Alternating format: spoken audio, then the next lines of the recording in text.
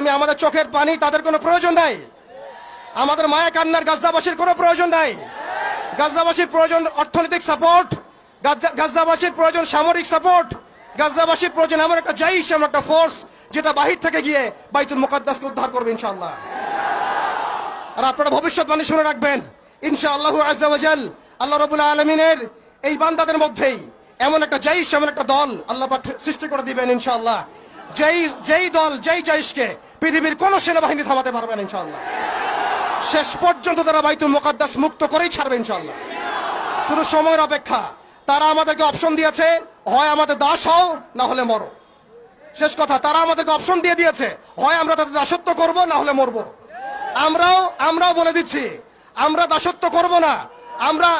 আমরা হয় শহীদ হব অথবা স্বাধীনতা ছিনিয়ে নিয়ে আসবো ইনশাআল্লাহ।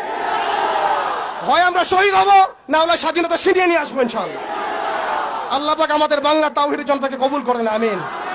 ওয়া আখিরু দাওয়ানা।